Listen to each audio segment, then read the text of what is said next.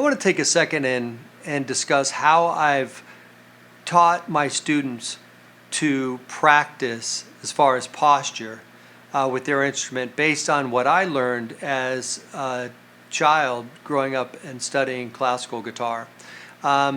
Basically, if we want to avoid carpal tunnel and tendonitis and things like that, we will, even though I seem to be slumping around because I've been doing this forever, but if you're going to sit and play the guitar for a long period of time, the classical position is the way to do that so that you don't end up with physical ailments or stress on our body that's unnecessary from sitting with the guitar like this. Notice that my shoulder is coming up. All of a sudden and look at my spine. My spine is crooked, and oftentimes we'll slump around when we have the guitar on this leg, and we'll have to elevate our shoulder and hold it there. Even though we think we're resting it on the bout of the guitar, we're not. We're actually holding up this arm with this shoulder. And recently I got an email from Steve Vai. We built Steve a beautiful gem. He commissioned us to put our 3G neck joint on his model, his gem model. And I checked in with him just to see how things were going. And that's when I discovered, as many of you have since he posted on Facebook, that he's gone through a number of surgeries on his shoulder and carpal tunnel on his thumb, I believe. And it was just unfortunate that I heard that, and he now is playing in the classical position, and he actually put out a video, and it kind of prompted me to do this video as well, stating how he got into all this trouble by playing the guitar on this leg for years and years, and now he's actually playing in the classical position. And basically what I always teach my students is to be the T. In other words, make sure that your spine is straight, your shoulders are flat, and if you see if the guitar is basically at a 45-degree angle, I can go from one end of the neck to the other without deviating the shoulder or raising the arm or moving my body from side to side.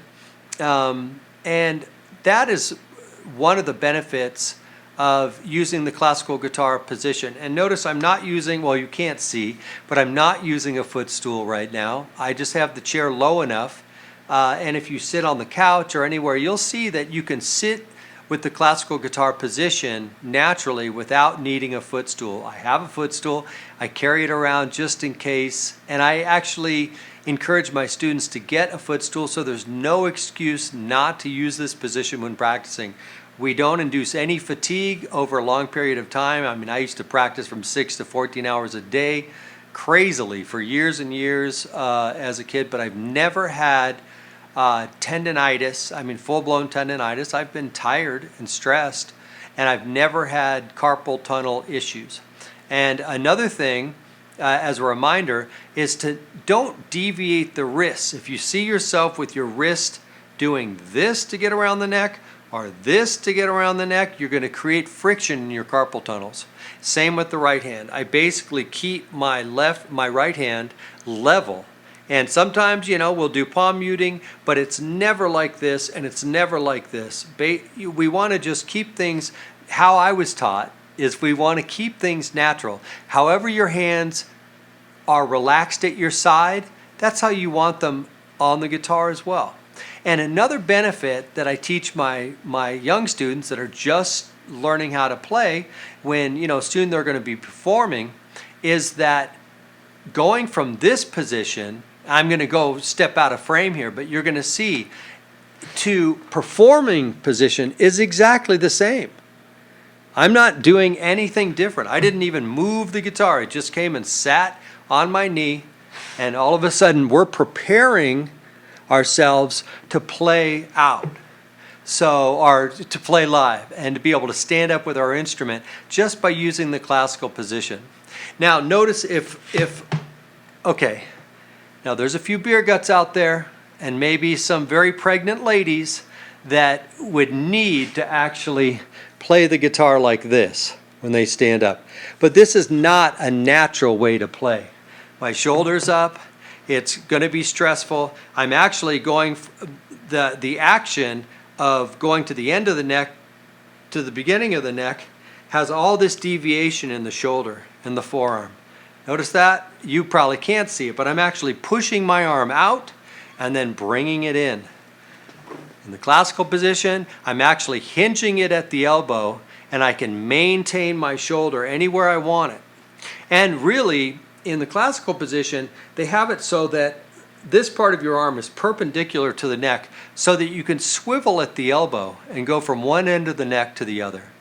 So this is the healthy way to practice, and it just pains me to see anybody that ends up not being able to play sometimes for years because they've and needing surgery on both their carpal tunnels and their shoulder cuff or tendons in the forearm. I've seen people needing to actually get surgery here at the elbow just because they played on the right knee.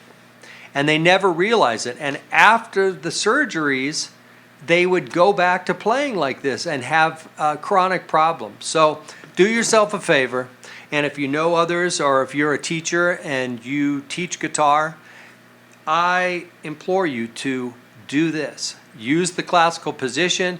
It's the natural way to play. Once again, it sets you up for standing up with the instrument in a natural way. So be the T. That's basically the message of this video is be the T, avoid all those problems. So that's my little posture rant for the day, and I hope you enjoyed it. Thanks.